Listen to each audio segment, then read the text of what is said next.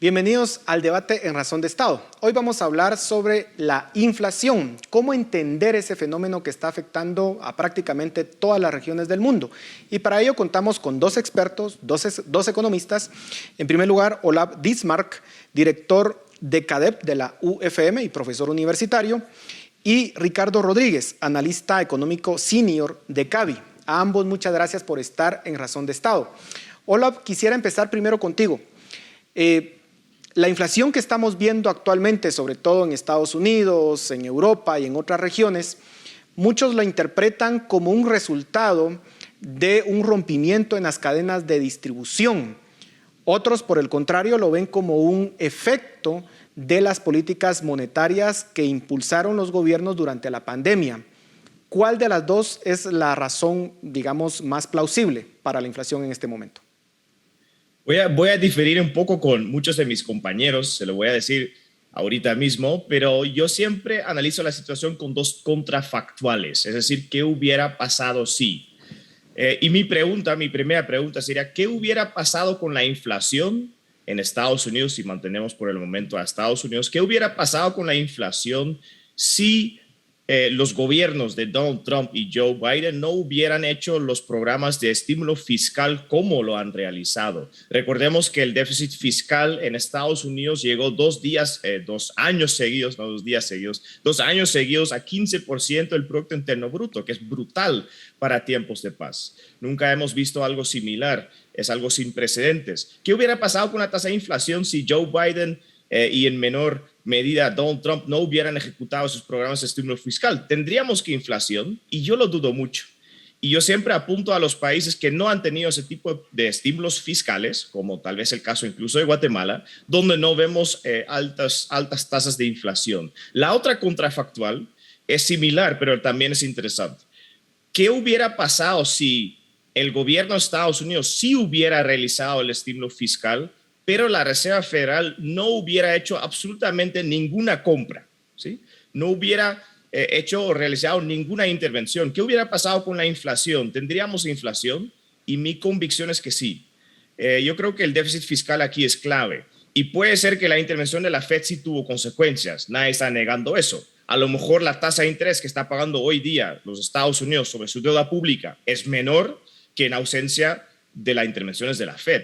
Pero creo que esas dos contrafactuales te contestan tu pregunta, Paul. Yo creo que es una inflación fiscal que estamos viviendo. Ricardo, ¿cuál es tu visión? ¿Coincides o difieres? Sí, aunque yo sí creo atribuirle un poquito más de responsabilidad o pues diciendo las cosas como son, irresponsabilidad a las autoridades monetarias y específicamente o en mayor medida a la Reserva Federal, pero sin duda es esa combinación de pues el estímulo tan fuerte de la vía fiscal aunado o financiado vía impresión monetaria desde la Reserva Federal. Y a eso creo que también hay que sumarle, aunque en menor medida, el primer causal que mencionabas, que también pues no se debe dejar de mencionar también las disrupciones que ha habido en oferta y demanda, y específicamente en oferta por el tema de la pandemia. Pero creo que, o sea, poniendo en el balance o atribuyendo responsabilidades, creo que me voy más por la vía monetaria y fiscal más que por las consecuencias de la pandemia. En ese sentido, ¿cuál sería la perspectiva a futuro? La Reserva Federal y los bancos centrales alrededor del mundo, cuando inicia estas presiones inflacionarias, indicaban que era un fenómeno temporal. En diciembre la Reserva Federal dice, bueno, de pronto no es temporal y vamos a aumentar pronto las tasas de interés. Pero ¿hasta dónde podría llegar la inflación? ¿Podríamos pensar que vamos a llegar a un escenario similar al de los años 70, por ejemplo? Hola, ¿cuál es tu visión al respecto? Yo lo veo poco probable, al menos cómo está ahorita la situación, que vamos a superar las tasas de inflación de los años 70. Yo creo que no vamos a pasar los 2 dígitos. Y yo creo que al final estamos en un contexto todavía deflacionario, que es un poco raro que lo esté diciendo yo, pero yo creo que estamos en un mundo, en una economía global, donde tenemos un China que claramente tiene una economía que está cada vez en mayores problemas. Y creo que esos problemas en China van a afectar los el crecimiento económico y también la presión al alza para muchos precios en nuestras economías, entre ellos tal vez los precios energéticos. Recordemos, por ejemplo, que el auge en construcción en China mueve en gran parte los precios de muchas materias primas, como el cobre, como el hierro, etcétera, etcétera, etcétera. Si a China le va mal en los próximos años, vamos a tener presiones deflacionarias. Y luego hay otras complicaciones que tal vez no son del lado monetario, ¿no? Tenemos el tema de los semiconductores, que claramente también está teniendo su impacto en los mercados. Gran parte de la tasa de inflación actual en Estados Unidos, si lo desglosamos, resulta que es del incremento en los precios de carros y carros de segunda mano. Y vemos una increíble demanda por carros de segunda mano a raíz de la misma escasez de semiconductores. Esos no son problemas realmente que pueden resolver la Fed. Pero, Paul, solo para terminar, creo que ahí está lo interesante. La Fed tiene una meta inflacionaria de 2% al año, más o menos porque a lo largo de los años lo han tomado cada vez menos en serio. Y significa que aunque la Fed no sea el culpable de la inflación actual, igual tendrá que actuar. Y eso también va a causar problemas económicos en Estados Unidos, no solo en China, también en Estados Unidos. Entonces yo veo más que nada presiones deflacionarias en el corto y mediano plazo que presiones inflacionarias. Ricardo, ¿coincides con esa visión y más aterrizando el tema en Guatemala? Vemos que en Estados Unidos pues, la inflación está históricamente alta. En muchos países de América Latina la inflación todavía no llega a los 2 dígitos, pero ciertamente está en algunos casos en el doble del promedio de los últimos 5 años. Pero en el caso de Guatemala es muy interesante notar que en el 2021 la inflación cierra por debajo de la meta establecida por el Banco Central, es decir, una inflación muy moderada. El común de la gente piensa que los precios están incrementándose bastante, pero eso no se ve reflejado en las cifras oficiales de inflación. ¿Qué está pasando? Estamos midiendo mal la inflación, tenemos que actualizar la canasta con la cual se mide la inflación, o pues somos una excepción y realmente porque no hicimos estímulos fiscales o monetarios tan agresivos como otros países, pues la inflación está bajo control. ¿Cuál es tu perspectiva, Ricardo? Sí, vamos a ver, solo para aterrizar muy brevemente con la primera pregunta, digamos, con la visión a largo plazo, yo tampoco coincido o tampoco creo que se llegue a Estados Unidos a una inflación de 2 dígitos, pero sí creo que es probable que se mantenga en una inflación similar a la que estamos viendo actual o con una leve moderación, pero que igual estamos hablando de la mayor cifra de inflación en Estados Unidos en 40 años. Entonces, aún manteniéndose en los niveles actuales es un escenario económico bastante preocupante y que genera lo que es de esperarse que vaya a haber una desaceleración en torno a lo que se venía viendo en 2021.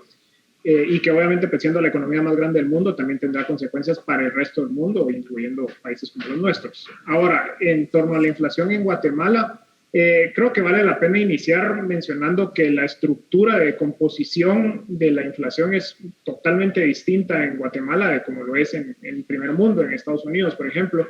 Entonces, por ahí parte del rubro que tiene más peso en el cálculo del IPC es alimentos, que tiene un peso de alrededor de 28-29%, y pues los datos, al menos los publicados, reflejan que los precios de los alimentos al menos no han tenido tanto incremento.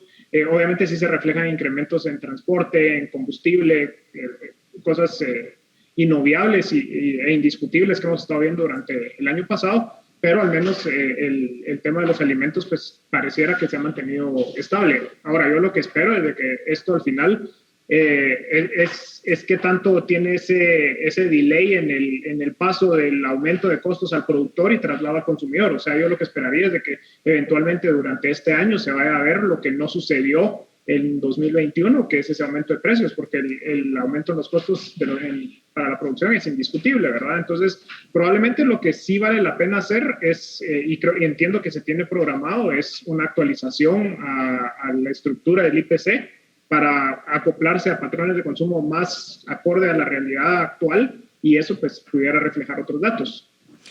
Olaf, si bien tenemos una estructura muy distinta, una estructura de consumo muy distinta a la que tienen los países desarrollados, Lo cierto es que también muchos de nuestros países resultan padeciendo de inflación importada. ¿Por qué? Porque las materias primas pues, se compran en los mercados internacionales y el precio de las materias primas ahorita está por las nubes. ¿Cómo explicar que no se haya trasladado gran parte de ese incremento en el precio de las materias primas al consumidor final en Guatemala? Sí, yo creo que al final es un tema de, bueno, es una buena pregunta, Paul, para empezar. Y es cierto, si hacemos la comparación con el 2008, siempre le recuerdo a todos mis estudiantes también que en el 2008 tuvimos un precio por barril de petróleo de, creo yo, de $150. Y entonces, en ese momento, la inflación también empezó a subir, pero no a los niveles actuales. Entonces, ya estamos en el punto donde el incremento de los precios energéticos están teniendo repercusiones en los demás precios, sea precios en el supermercado, de alimentos o de servicios, incluso de transporte, y eso está efectivamente traduciendo en mayores precios al consumo. ¿Por qué no ocurre en Guatemala? Pues no tengo una explicación, pero te voy a proponer una tesis y una hipótesis. Mi hipótesis es que hay problemas de crecimiento económico en Guatemala. Es decir, hay una sobrecapacidad productiva, es decir, hay demasiada gente sin empleo, hay demasiado pocas oportunidades. Mucha gente perdieron sus ingresos con los cuales podían contar antes, por ejemplo, el turismo, servicios, entretenimiento. Y entonces tenemos una economía donde muchos de esos trabajadores trasladan a sectores donde hay trabajo. Pero significa que esto crea también esta presión deflacionaria de la cual estaba hablando antes, pero en este caso dentro de Guatemala. Entonces es cierto, tal vez los precios de combustible pueden aumentar. Es cierto, puede tener repercusiones en los precios del transporte. Es cierto, pueden subir por lo tanto los precios al consumo, pero hay otro factor aquí en juego que es la debilidad económica que estamos viviendo en Guatemala y que es una presión contraria. Creo que ahí está la explicación, pero como dije, es una tesis, no tengo la respuesta final. Lo cierto es que en el mundo, pues la inflación es un tema que se está discutiendo ampliamente y hay algunos autores, recientemente The Guardian publicó un artículo de una economista bastante famosa de MIT, en donde decía que el tema de la inflación se le tiene que combatir a través de precios máximos. Ella ponía como ejemplo el hecho de que las empresas en Estados Unidos están reportando ganancias históricas, exorbitantes. Y entonces lo que decía es, ante esas ganancias, lo que están haciendo las empresas es aprovechándose del consumidor, incrementando los precios y por tanto la solución tienen que ser precios máximos, es decir, establecer un precio al cual no se pueda vender por encima de ese límite. Ricardo, ¿qué opinas de esa idea? Definitivamente, totalmente en contra, lo hemos venido diciendo en CADE desde que empezamos a monitorear estas alertas de inflación, que esa sería la peor de las soluciones, o una de las peores. O sea, lo que te hace establecer precios tope es pues, limitar la oferta y crear un mercado secundario totalmente desregulado, digamos, mercado negro, que no, o sea, no es lo que compete, ¿verdad? No es la solución, definitivamente no, se estaría totalmente en contra y recomendaría bastante fuertemente que no se vaya a implementar una solución de esa vía. Hola. Pues ya se están haciendo en Europa, en algunos países están imponiendo precios topes, pero las consecuencias esta vez no van a ser diferentes. Solo antes de contestar la pregunta, quería recordar también el tema de la medición de inflación en Guatemala. Yo creo que esto también debe ser una llamada al Banguat, que se encarga de medir el Producto Interno Bruto del país, de ser más transparente con el deflactor del Producto Interno Bruto. Suena muy técnico, pero dentro de los cálculos del Producto Interno Bruto del Banguat, implícitamente tenemos una tasa inflacionaria. Yo creo que se debería de publicar esa tasa explícitamente para luego compararla con el índice de precios al consumo. Si hay una brecha muy grande, claramente el cálculo está equivocado. Y si el cálculo está equivocado y estamos subestimando la inflación, eso solo va a generar más demandas por precios topes. Los precios topes no resuelven nada porque lo único que hacen es efectivamente castigar a los productores a vender y producir dentro de Guatemala. Vivimos en un mundo global. Si ponemos un precio tope al combustible, no va a llegar combustible a Guatemala. Así de sencillo. Y eso no es para el bien del país, es algo que perjudica las oportunidades dentro del país. Tenemos que evitar esas políticas populistas y por eso también me opuse fuertemente a los subsidios al gas. Yo creo que es mucho más factible hacer algo más estructural, una bajada de impuestos, por ejemplo, para aliviar la población guatemalteca, el incremento en el costo de vida, pero no vayamos a subsidiar productores individuales, no vayamos a imponer precios topes, porque con eso no resolvemos absolutamente nada, es decir, es más, vamos a causar más problemas. Ahora, ambos coinciden en que posiblemente las tasas inflacionarias no lleguen a los mismos niveles de 1900 o de la década de los 70. Pero ciertamente los bancos centrales ya anunciaron que van a incrementar las tasas de interés en los próximos meses. ¿Pondría eso en riesgo la recuperación económica? ¿Podríamos ver algún tipo de crisis económica a finales de 2022 debido a ese incremento en las tasas de interés?